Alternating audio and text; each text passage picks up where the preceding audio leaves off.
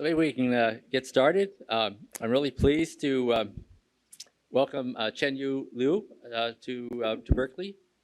Chen-Yu Liu is a professor of physics at the University of Illinois. Though she's quite new there, she spent the previous 17 years with Indiana University, where she was the James Rudy Professor of Physics. She started her career at National Taiwan University. She received her BS there in 1997. She then moved to Princeton for her PhD studies in experimental physics, finishing in 2002. At that point, she joined Los Alamos National Laboratory as a director's funded postdoc. And at the end of this period, she was recruited to Indiana, where she spent that long period as a new faculty member, and ultimately as a professor, full professor. In her Los Alamos and her early faculty years, she pursued a number of of her interest in precision measurements, demonstrating a really keen aptitude for instrumentation. This included the design of an ultracold neutron source, an experiment on solid-state electron electric dipole moment measurements, the work on the neutron electric dipole moment, and the perfection of a magnetic gravitomagnetic trap that she used for trapping cold neutrons. And that's actually relevant to the talk she'll give today. She's been a Sloan Fellow, an APS Fellow, and Rosen Scholar at Los Alamos. She's won also multiple awards for outstanding teaching during her faculty career. Her title today is the Neutron Lifetime Puzzle. So please join me in welcoming her. Thank you.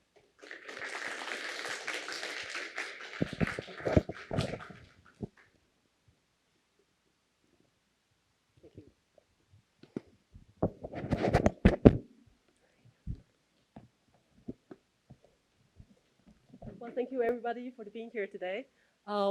It's great that I get to have the opportunity to talk to you about my research, in particular this problem surrounding around how long the neutrons actually live. So this is there are some inconsistency in the measurement results. So we've been working hard for the last 10 years trying to resolve this discrepancy. And here I'm going to tell you a little bit about what it entails. So before I get into the measurement, I want to first motivate back now why we want to study the neutron lifetime. First of all, just trying to understand the theory like governing the decay of the neutrons. So just imagine that you were, say, in your your grandparents in the school trying to understand so what's emitted in this radioactive decay process that has a high energy, energetic electron coming out. Wolfgang Pauli at that time trying to summarize this decay process into 5 possible forms of the Lorentz invariance process. Because of the Lorentz invariance form, so then it allows 5 different forms. We have the scalar, the vector, tensor, and the axial vector. Those are the operators that you can use to construct the transition current and then to connect to experimental observables. Those are low energy nuclear beta decay, so we have non-relativistic fermions in the process. We can observe whether the spin actually change from the decay. We have the Fermi process that preserves the spin, and we also have the spin changing process, that's the Gamow-Taylor process. Turns out that only the scalar and vector form of the current can give you the Fermi process, and the tensor and axial vector will give you the spin changing process. For the 5th form, the pseudo-scalar is very small, negligible because of the non-relativistic limit. So think about it. Say you're an experimentalist. It's actually your job to determine what's the coupling constant of all those 5 possible forms. Turns out that there are also 2 different helicity possibilities. Then each coupling constant can also be complex. So then ultimately you get 20 different forms that could have there. And then we need to come up with measurement to figure out what the contribution of each of these forms. There are ways to distinguish between those different couplings by measuring the energy spectrum of the emitted beta. As you can see here, but there are lots of experimental artifacts that can distort the energy measurement over a wide range of the energy acceptance. So this is not very reliable way to tell us what are the coupling constants. Instead, then people figure out that there are actually easier way by measuring the decay asymmetry. For example, if I have the final state, I can measure the momentum, the direction of the emitted beta, and also the direction of the recoil decay nuclei that will allow you to reconstruct the neutrino momentum. You can form angular coloration of such, say, little a is the beta neutrino coloration. And it turns out that if you measure that, the angular coloration can be anywhere from 100% positive 1 to negative 1 or anything in between. Turns out that depending on whether you have this process of pure gamma-Taylor transition or pure Fermi transition or anything in between here, you can put all the data point on different nuclei onto a single line. And this single line indicates that the interaction, the coupling must be vector and the axial vector form. Neutrons at that time also contribute to the determination of the possible coupling constant. This is one experiment carried out by Burgi and Talagi. Here we have polarized neutrons going into the page here. And if you measure the process of beta decay, we have both the beta counter and the proton counter. The protons can only be counted after this slit that's oriented to preferentially pick up the downward momentum. So you can form angular correlation between the neutron spin to the emitted momentum of the proton. In that way, then you can form different angular correlation or angular asymmetry. We already talked about the beta neutrino correlation. You can also form the neutrino asymmetry by measuring the distribution of the proton coming out. Turns out that there are various predictions depending on whether you have scalar tensor vector or axial vector or various kind of a positive and negative combination. Then you compare what's the major result to the prediction from different combinations. And then here, the only thing that match the experiment well is the V minus A structure. And that's where we have a very good confirmation about the standard model nowadays now is all built on this V minus A structure. Just want to note that this experiment was published, carried out and published in 1958, just 1 year after the discovery of Madame Wu's cobalt-60 parity violation measurement. Okay, so because of this V minus A coupling, the implication is that it only allows left-handed particle to couple to the process of beta decay. Okay, as I want to illustrate this process, so here again, neutron beta decay. I have the neutron, polarized neutron here, and I pick the gamma-Taylor transition. So the proton coming out with a spin flip process. You have also the electron and neutrino emitted in the final state. To conserve angular momentum, then the spin of the two leptons then will have to oppose the spin of the proton that way to have the total angular momentum of +½ adding up. Now, so this process was measured, can be measured in our laboratory. But now imagine that you put a mirror in front of your apparatus and then try to look at the image process inside the mirror. And this is what you get. Again, proton and a neutron and proton here, because the spins preserve the same direction because spin is a pseudo vector. So it's like angular momentum or R cross P, both the position and the momentum vector reverse sign. So the spin actually point in the same direction in the external laboratory coordinate system. Instead, the momentum of the electron now reverse sign, but even though the spin preserved in the same direction. So the consequences now, this left-handed particle of the electron now turns into a right-handed particle, means the spin actually point in the same direction as the momentum. Okay. The V minus A structure actually does not allow this coupling to happen. So therefore, even though we measure some process happening in the laboratory proceeding at a specific rate, when you look inside a mirror, this process is not allowed. Okay. And then I feel that that's a very good demonstration of parity violation. Just like this cartoon, like you look into a mirror and you found some funny process happening.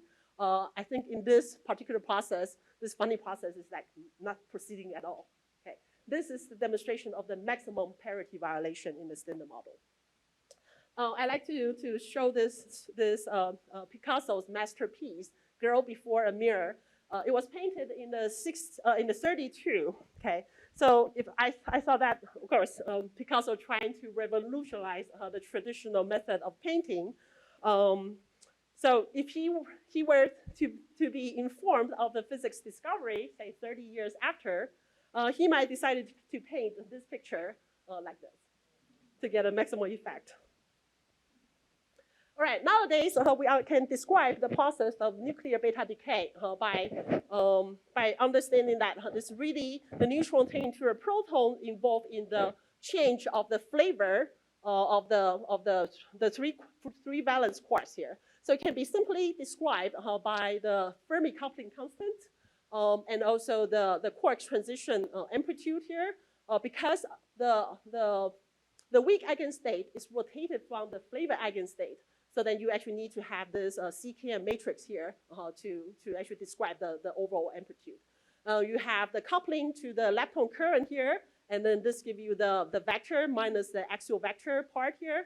And for the quark part, because the presence of the quarks inside the hadronic environment, so you have the vector form factor GV and the axial vector form factor GA there. It's not exactly 1 and minus 1 because of the strong interaction. But fortunately, for GV part, we have the conserved vector current hypothesis. It was actually Feynman said that his most proud discovery. And then for the GA, there's no such conserved vector current hypothesis to protect its amplitude. So GA has to be either measured precisely experimentally or calculated using lattice QCD. All right. Another thing I want to point out that it's important to understand the process of neutron beta decay and then measuring the neutron lifetime, because it has a broader impact in other fields of research, not just nuclear physics. For example, there's energy production in the sun, the PP fusion.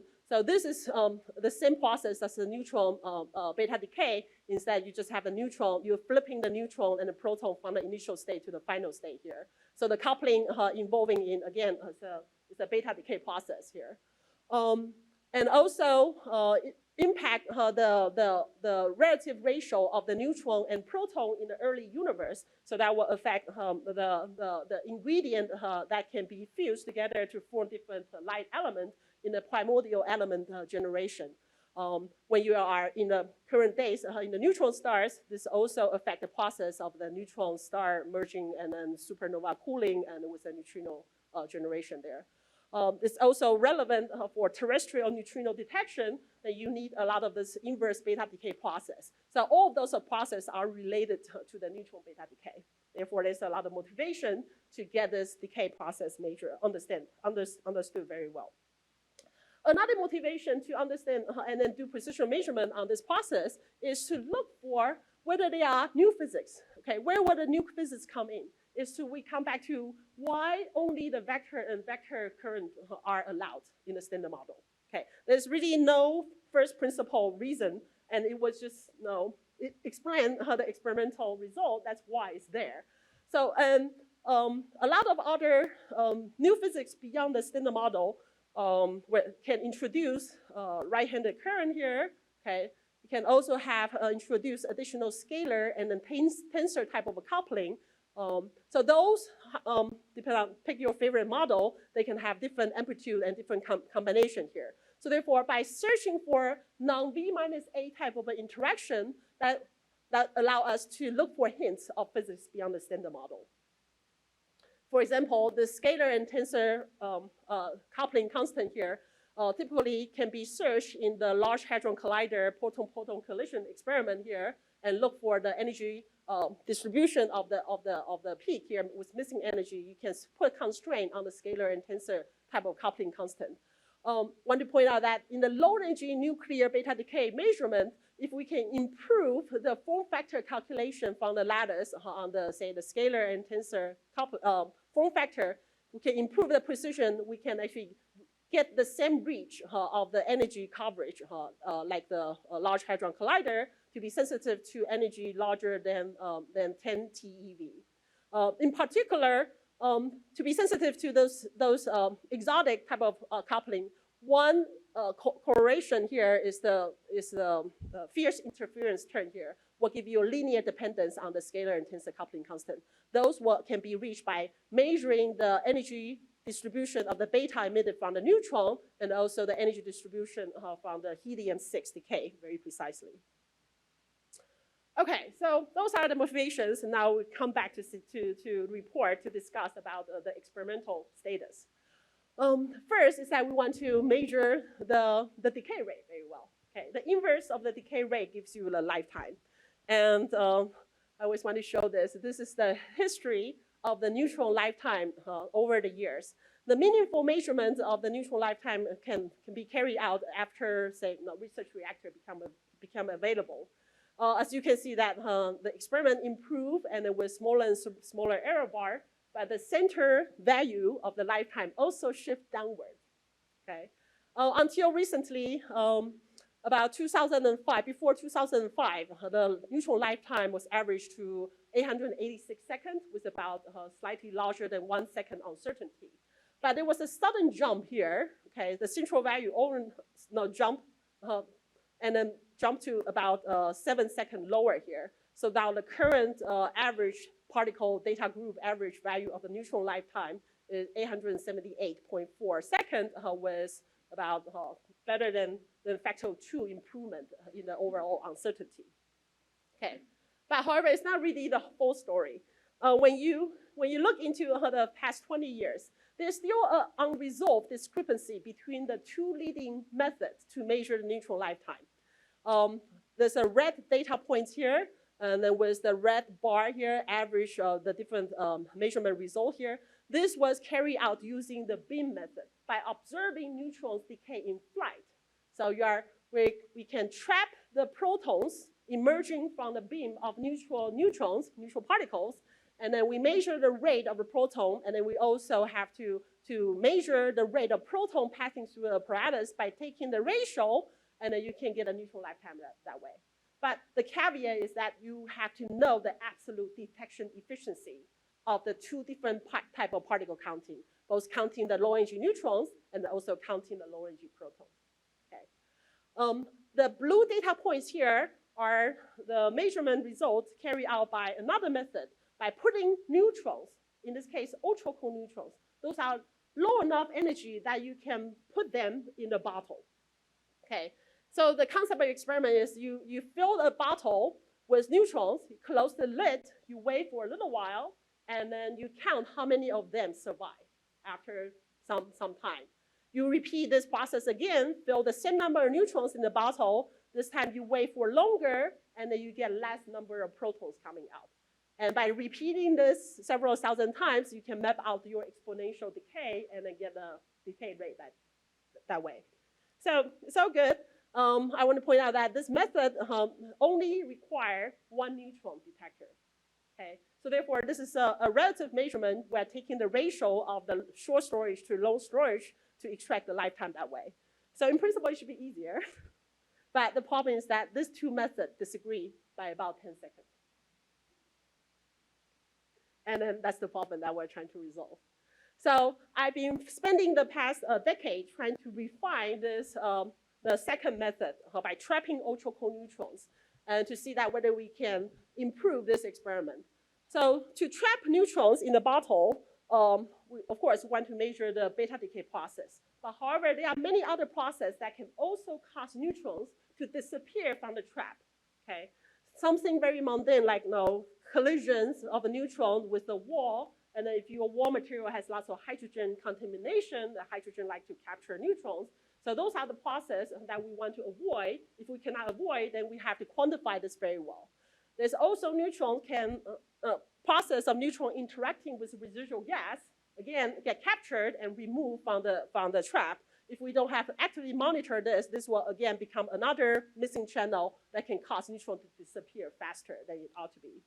Okay, so the challenge of those experiments is that all the bottle experiments the actual measured neutron lifetime are much shorter than the reported lifetime because we have to understand those systematic effects very well and then extrapolate to the situation where this systematic effects are negligible.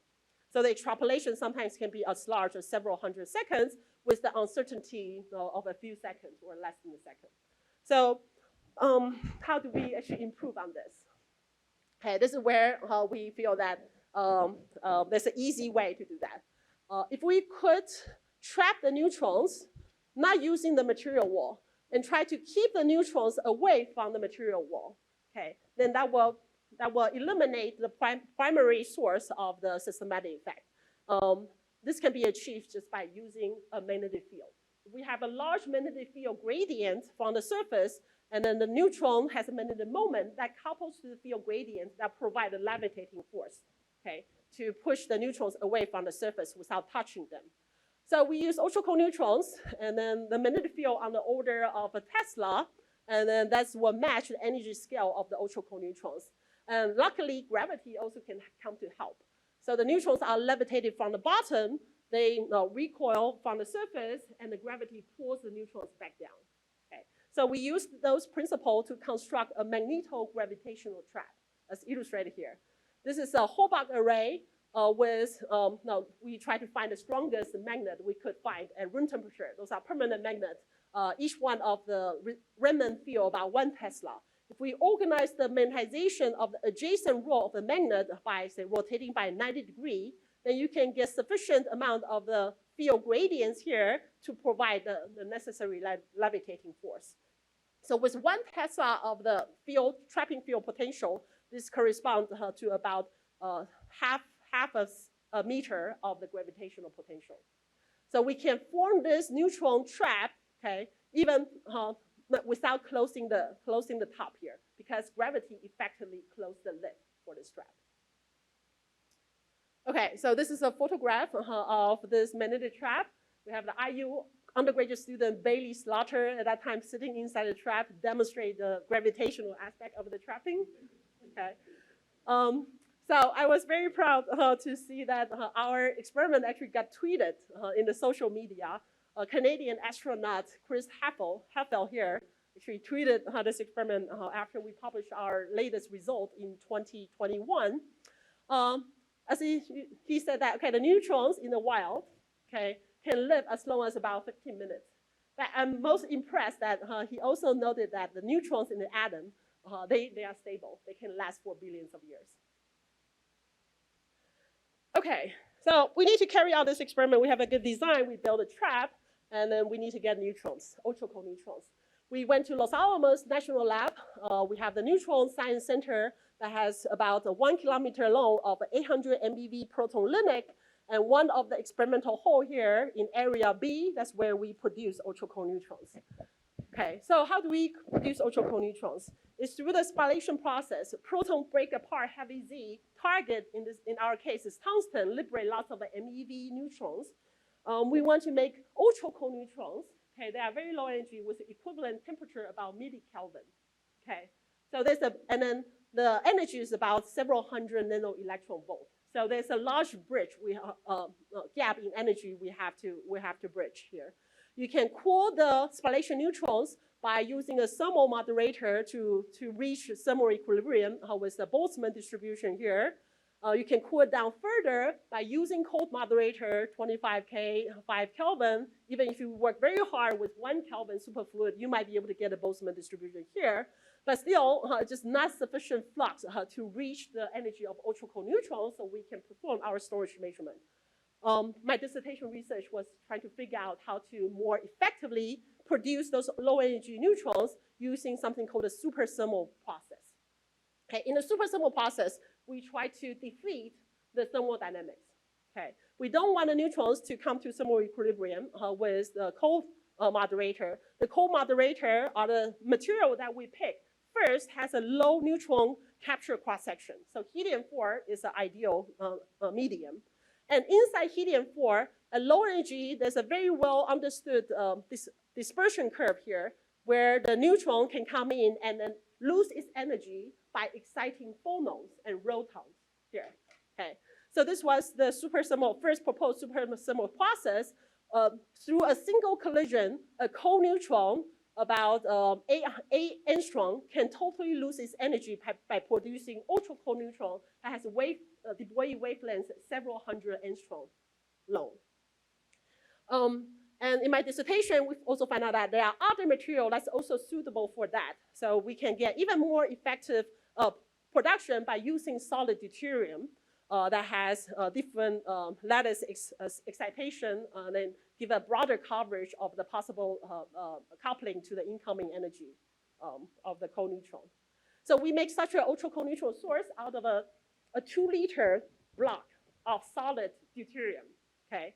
So this solid deuterium is cooled to about 5 Kelvin using helium liquid and helium gas here. The spallation neutron is produced by the proton beam bombarding on the tungsten target. Tungsten target is, again, helium gas cooled here. They first get reflected inside this beryllium and graphite reflector to increase the local number density of the neutrons. So that they can be moderated, cooled down by the cold polyethylene with lots of hydrogen there. Later on, the final stage is the superthermal process. With a pulse of proton, we get a burst of ultracold neutron kind of coming out, just like an ideal gas. They slowly diffuse out of a solid and then leaking, traveling inside this vacuum guide, and then very slowly moving at a few meters per second towards the experiment that we connect to the end of the beam tube here. So the source was instrumented after my dissertation research, and we slowly improved the number density of ultracold neutron we can extract out of such a source. The latest improvement involving better moderator coolings and use better coded guides and optimize neutron moderation geometry, we get to about 140 ultracold neutron per cubic centimeter coming out. So this is the number density measured just outside the shielding block here. Okay. This is actually the highest density in the world. Still not very high, but then just high enough for us to capture enough of them to do meaningful measurements. This is a photograph of the area B source. We have the ultracold neutron production source here buried inside the concrete block here. And one beam line towards the north here, towards the west, that connect to the UCNtau experiment, where we put a Halbach array magnetic trap inside the vacuum chamber. And then on the foreground, there's another experiment, UCNA, that measured the decay asymmetry to find an angular correlation of the emitted electron relative to the direction of the polarized spin of the neutron. We recently add another beam line here on the north that connects to another neutron storage cell that will allow us to store polarized neutrons and then apply magnetic field to do precision nuclear magnetic resonance measurement. The goal is to measure the electric dipole moment. So then we have to apply additional electric field just to see whether the spin precession speed up or slow down to extract the electric dipole moment. Okay, so we have this magnetic trap here. We put this in the vacuum chamber and then connect to our ultracold neutron beam line. Then we perform our first measurement in the end of 2012. And with the very last week of the beam time, we did this measurement very fast to change the different storage time and then measure the total number of neutrons surviving in the end of a trapping. Then we get our exponential decay fit here. So this was very promising. This tells us that our storage time is actually longer than 2 weeks, okay, if you subtract the neutron beta decay. So that was quite encouraging. And then since then, we continue trying to understand and improve different aspects of the experiment. So since we trap neutrons, okay, we cannot really monitor them because we don't want anything to happen to those neutrons during storage. We can only interact and count those neutrons in the end of the storage. So to understand that what happened to those neutrons that are behind the closed door, we need to do those simulations. So those are just illustrate.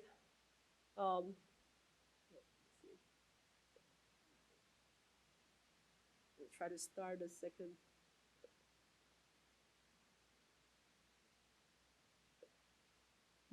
can I get the second one working? But you see the first one. So I have two neutrons here. The one on the top here, okay, follows some trajectory that seems to be pretty random. It goes pretty much everywhere. And when you look from the top of a trap, the bird's eye view also tells you where those neutrons, where this particular neutron go over as a function of time. There's another one. I try to load the simulation. Just try it again. Okay, couldn't get it working. But anyway, so this kind of give you, there are some integrated trajectory here. This particular neutron actually also follow a trajectory, but however, you see that it's qualitatively very different from the neutron on the top here. It seems to follow a more kind of close orbit, quasi-periodic trajectory here, okay? So those are, the difference between those two is that the neutrons on the bottom are lower energy, okay? And then the ones on the top are higher energy, okay? We actually took advantage of this, tried to design our experiment better. We actually, the difference between those two classes of motion is that the one on the top is chaotic, okay? The one on the bottom is quasi-periodic. So we take advantage of this, trying to prepare the energy spectrum of the neutron that we store in the trap to start to measure the lifetime. The challenge is that, as you see, the trap is open top.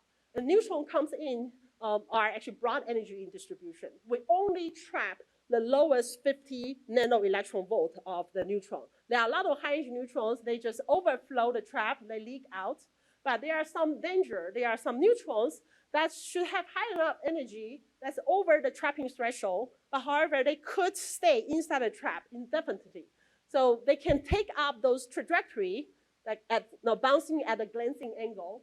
So we'll have high orbital angular momentum. So most of the energy is on the tangential velocity. But however, they never get enough of the vertical velocity to jump out of the trap.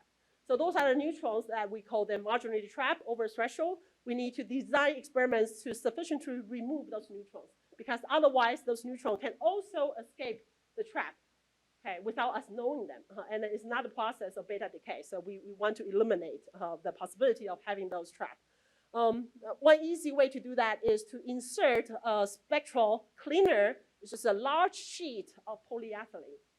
Okay, we typically this large sheet of polyethylene stay above on top of the trap there. So the neutrons, low-energy neutrons, don't rise up high enough to interact with them. But right after we put the neutrons in, want to remove, effectively scrape out the high-energy neutrons, then we insert this large polyethylene sheet downwards by about 10 centimeters. Polyethylene are room temperature. They are very good in upscattering neutrons. So ultracold neutrons see the protons and acquires thermal energy and therefore leave the trap. So with that, we have several renditions. We have the large giant cleaner. We have a smaller one that's actively counting the neutrons. We also have another detector that allows us to clean the energy spectrum of neutrons at a various height. Okay, we also implement a new way to count the trapped neutrons. So that's illustrated by this black detector. It has to be a neutron. It's a black detector, so it will count every time the neutrons come to intersect at the surface, it will just get captured. And the capture event will give you enough energy, and then part of them will be in the form of photons, then we can count them using photomultiplier 2 here. This detector is in situ detector, okay? So during the storage, the detector is placed above the trapping height, okay? So the neutrons don't rise up to interact with the detector.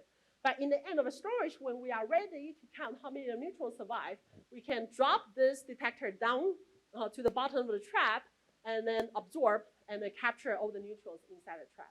By doing this, we can significantly shorten the counting time from several hundred seconds in the previous experiment, which required draining neutrons into external detector and counted into only 8 seconds of counting, and without having to interact, having to worry about the surface quality of this transport guide.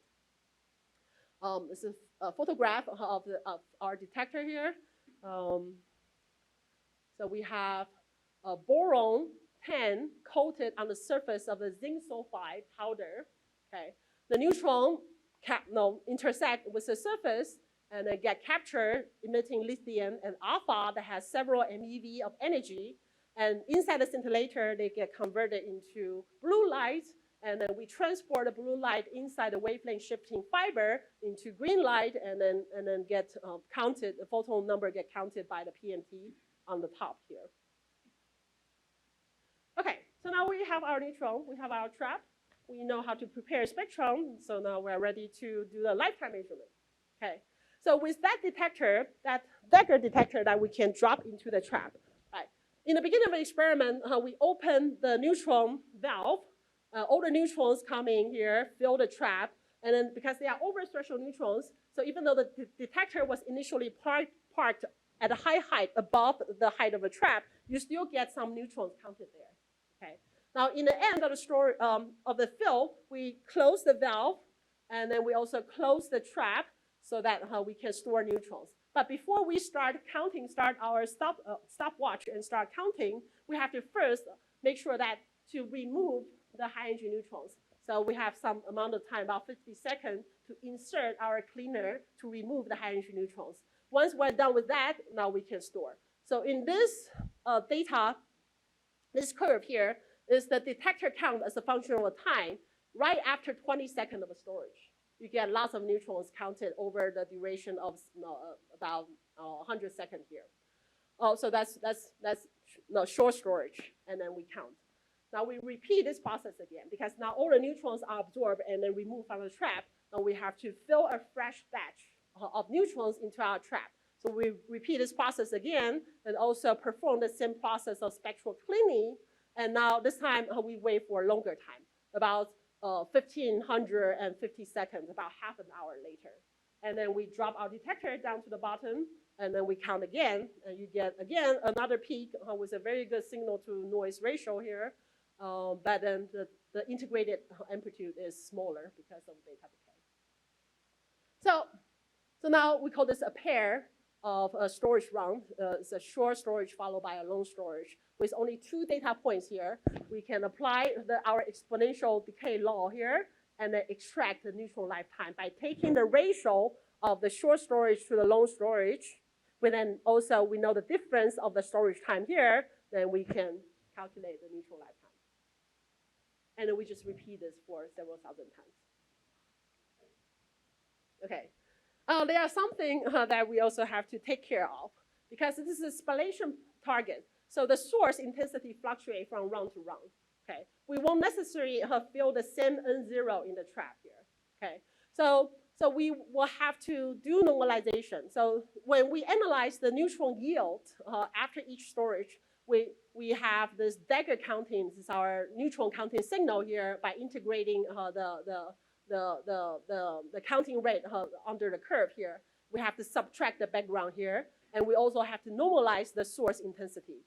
So there are various monitoring detector we put anywhere possible along the beam line. We have a gate valve monitor right after the gate valve that open and close the neutron flow. We have another neutron counter here in the end of the beam line here. We have another neutron counter here placed deliberately just at the height, above the height of the trapping threshold here. So you can see that this will allow us to have the energy information of the neutrons coming down here.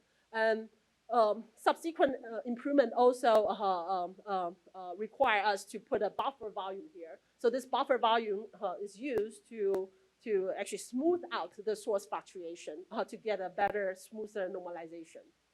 So those are all the things we have to do. And then after we analyze our results, so in 2015, we had our first kind of a meaningful measurement there. We published this commission data in the instrumentation paper with a rather large error bar. It was not blinded. Followed by 2 years of running that has the highest statistics here. Okay, and the 2 years of data had a different blinding factor. And we decided to unblind in the same, after the same analysis meeting. To my surprise, okay, before we unblind, we didn't really know whether we will get a lifetime that agree with the beam experiment, so therefore, resolve the discrepancy, or it turns out that after unblind, I was actually very surprised. we end up agreeing with the previous most precise material bottle experiment. Okay. And then it was this experiment that caused a lot of the tension because this was the most precise measurement but carried out in the material bottle. So a lot of people say that we don't really understand the neutron interaction with the material surface that motivated the whole effort of trapping neutron in the magnetic trap. So after a decade of work, performing the magnetic trapping and showing that it really worked, we end up reporting the same result here. But now the major improvement is that we have, in this effort, we have no extrapolation. Okay? There's no loss that we have to subtract from the neutron interaction from the surface. So this was the first data point that we report the systematic effect and with no extrapolation. And then the statistical uncertainty is about 0.7 seconds. We continue taking more data, and then we get another publication in 2021. So this was the result we published 2018 here. So with comparable error bar like the 2005 Cerebroff experiment. Then our new result gets about factor 2.2 improvement in the overall uncertainty. We reduce both the statistical and systematic uncertainty.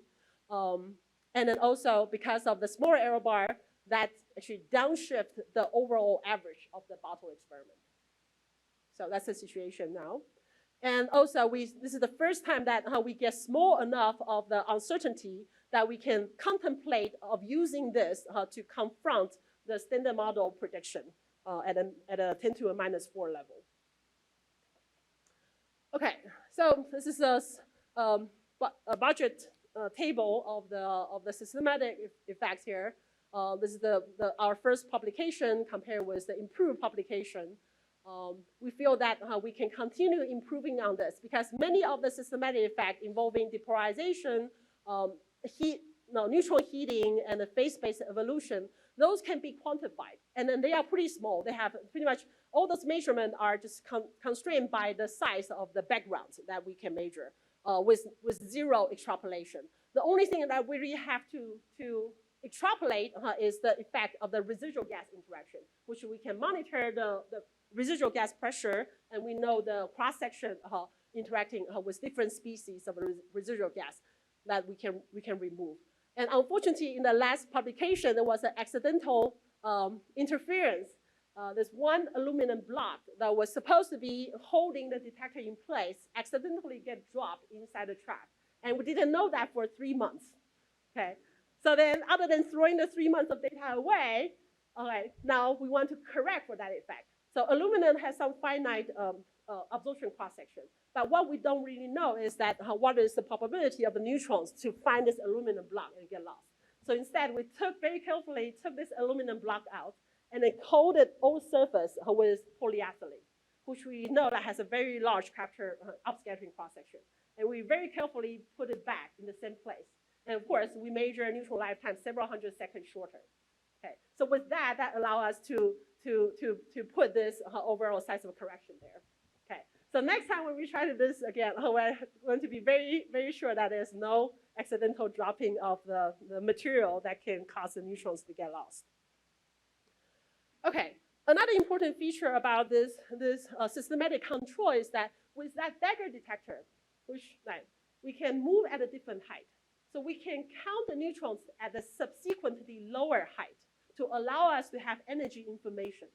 Okay, so here, this is our typical running, but in this time, other than just a single drop to count all the neutrons, we separate this drop into 9 steps here. So we have 9 subsequently lower and lower height, and those are the neutron counting. So what happens is that this actually gives us the spectral shape of the neutrons in the trap.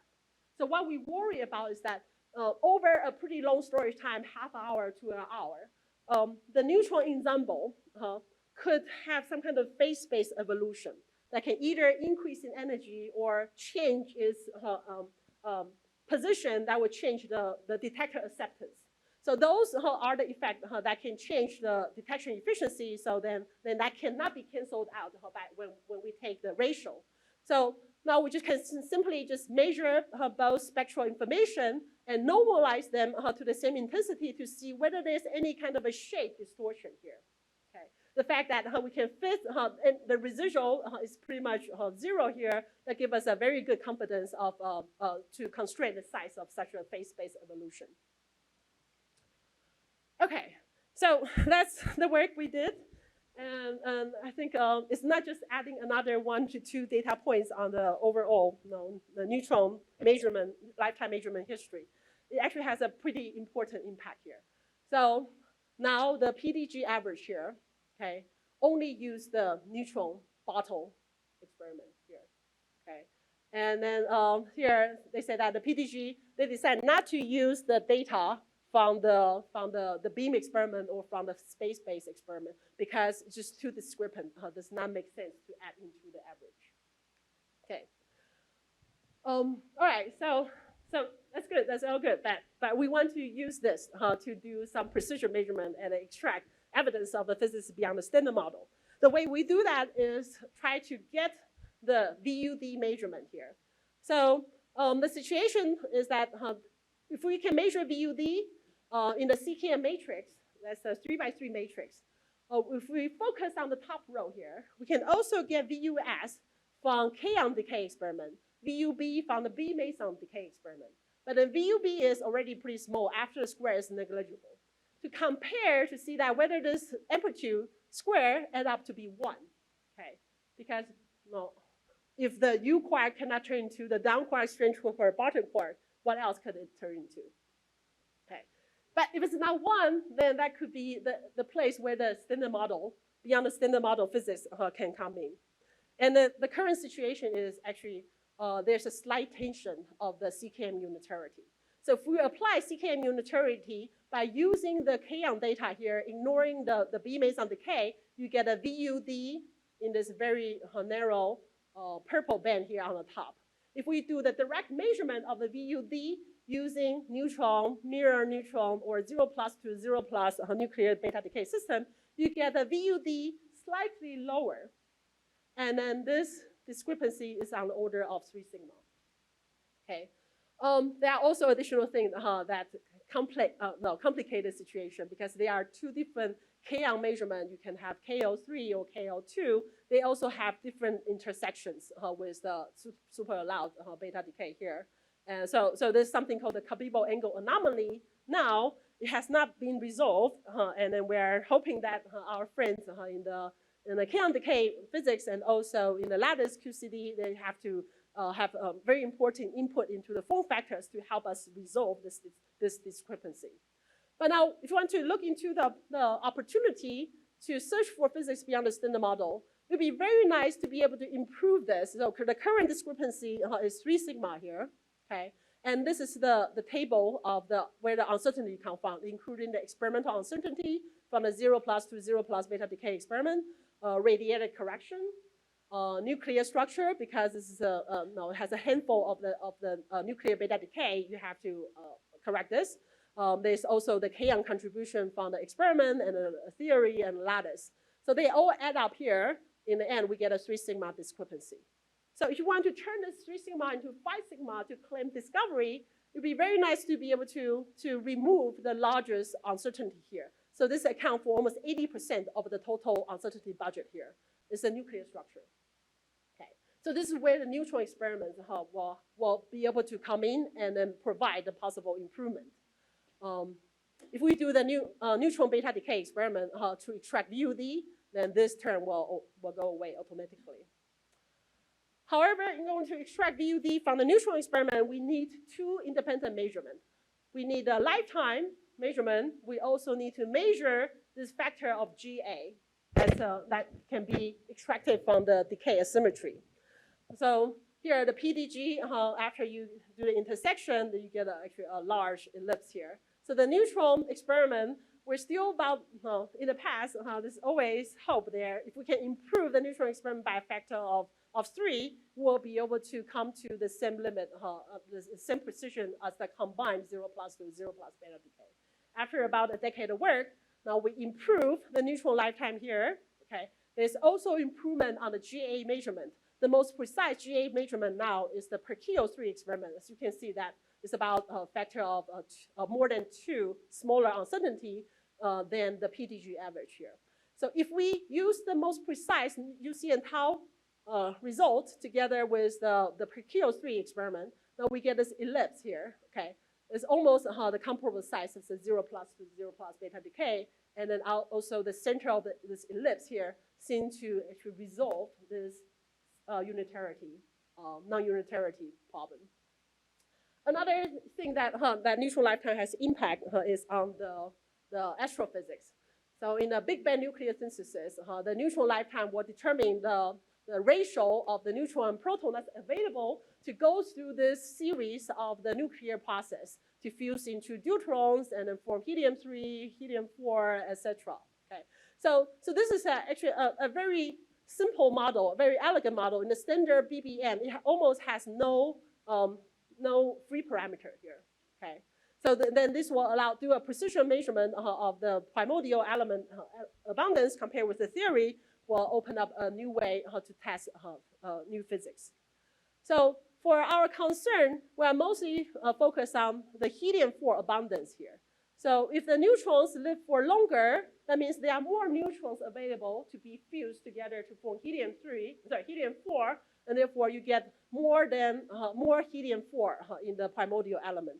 And then this ratio, this primordial helium-4 will be proportional to be sensitive to the neutron lifetime here, and also be sensitive to the freeze-out temperature, where the weak interaction rate actually slower than the universe expansion rate.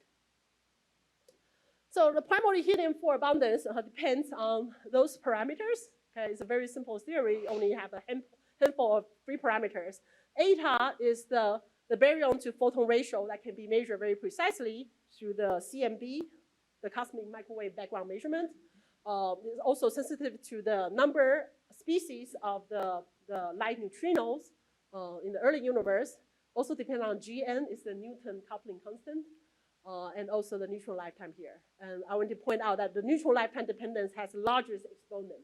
Okay, so therefore it has introduced the largest uncertainty to the BBM prediction of the helium-4.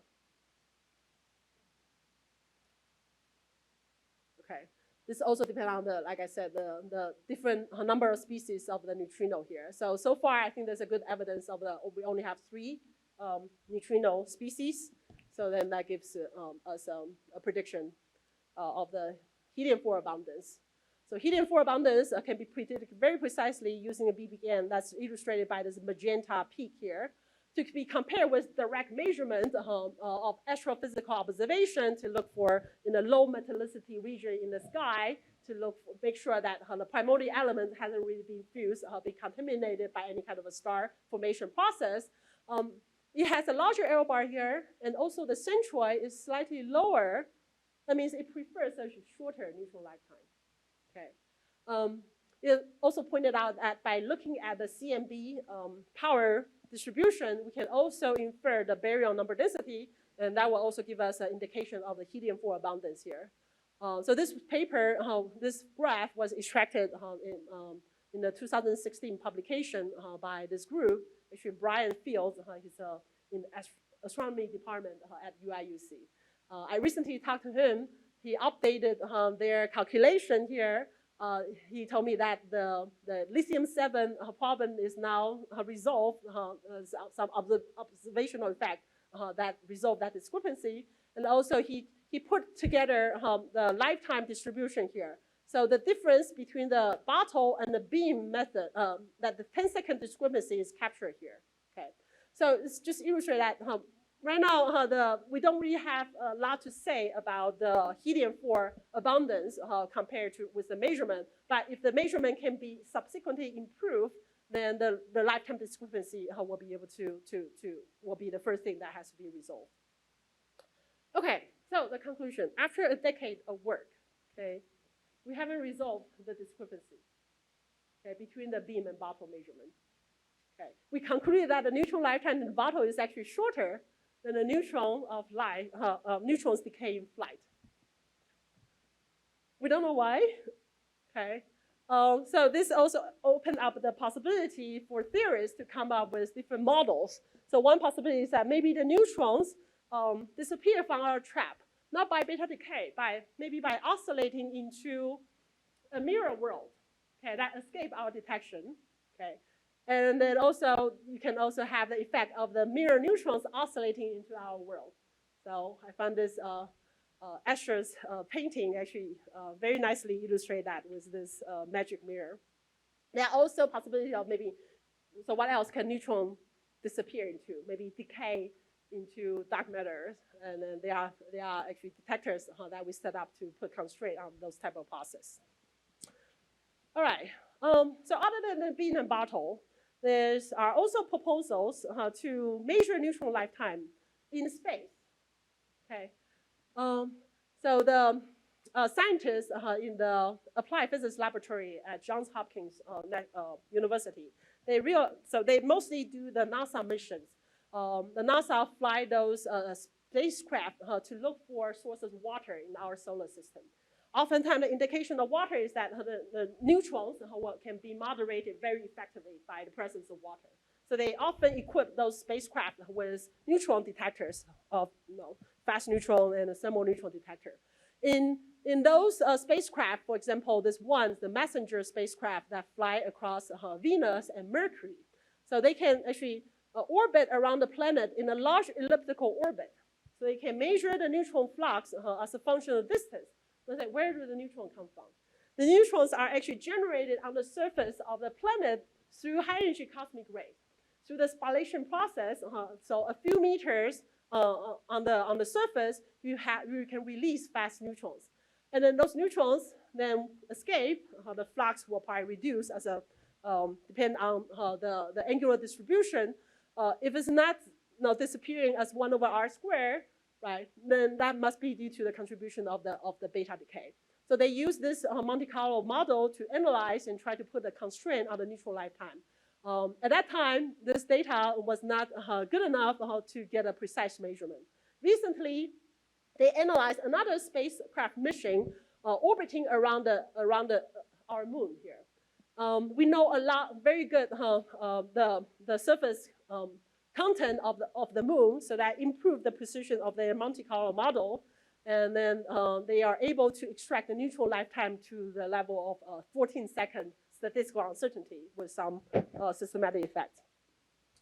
They're actually proposing to NASA to fly another mission that actually designed specifically to measure neutron lifetime. Hopefully that their goal is to get the lifetime determination to a few seconds to be able to say something about whether the lifetime ought to be longer, like the beam experiment, or shorter, like the bottle experiment. All right, so summary. Okay, so the takeaway message is that, okay, why is it so hard to measure a neutron lifetime? First, the neutron lifetime is long, okay? It's about 15 minutes, okay? So you need to hold the neutrons in space for 15 minutes without anything happening to them. That's the challenge of the bottle experiment, okay? Now for the beam experiment, okay, because the neutron lifetime is long, so the decay rate is small, and then also suffer from a lot of background. You measure the decay product, those are low energy particles. The beta has a continuous energy spectrum. The proton has low energy. So then in the end, they settle on really just, we have to trap low energy protons and then somehow accelerate a proton into an external detector and then count them 100%. So then the third most challenging part is that we need to know the calibrated detectors to know its absolute detection efficiency. And this is the bread and butter task for NIST, the National Institute of Science and Technology. So they've been hosting this type of experiment over the past 3 decades. For the bottle experiment, like I said, we need a long observation time. So we have to hold the neutrons in space on the order of an hour without anything bad that can happen to the neutron. Okay, and we also need to hold them in a lossless bottle. So that's why we spend a lot of effort on developing this mandated trapping. So now the discrepancy persists, okay? Now both camps are still trying to improve the experiment. The beam lifetime experiment now will proceed to build a larger trap to allow a larger acceptance of the neutron beam and then get a new calibration of the neutron detector and a new segmented proton detector here. So there will be upcoming improvement over the next 5 years. For the UCNtau experiment, we also just use the same trap here. We're trying to get more neutrons in. And then we think that we can we can put neutrons first in the elevator and slowly lowering the elevator into the middle of the trap. by increasing the number of neutrons inside a trap by a factor of 20. So our goal is to keep on doing that for the next few years, and then to get the neutron lifetime from the current limit we achieve towards the 0.1 second uncertainty. And then the reason to do that is so that we can get to 10 to the minus 4 level of the lifetime precision measurement together with the anticipated asymmetry measurement also at a level 10 to the minus 4 to get a BUD determination that's comparable to the size of theoretical prediction. Okay? To compare very precisely measured physics observables to a very precisely calculated theory, then we'll see whether there's room for new physics beyond the standard model to come in. Okay, and I want to acknowledge my collaborators. Thank you.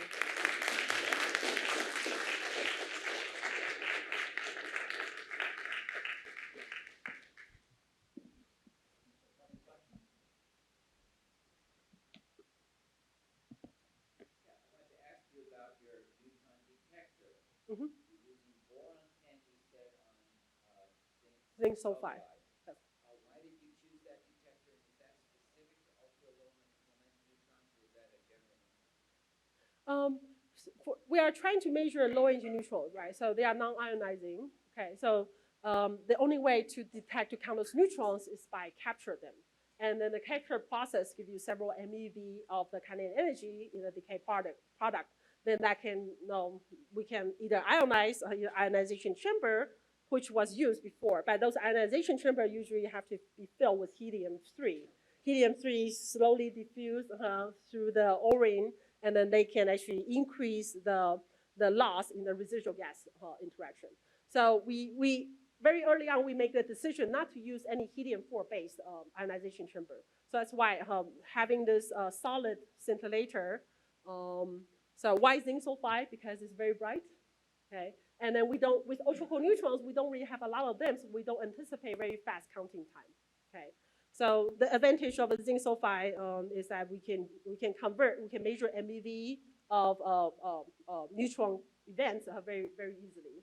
But however, since we are anticipating increased number of neutrons, so therefore more capture rate, this starts to be a problem. We have to find other scintillator that's also as bright, but faster, so we can reduce the amount of the dead time correction and pile-up effect.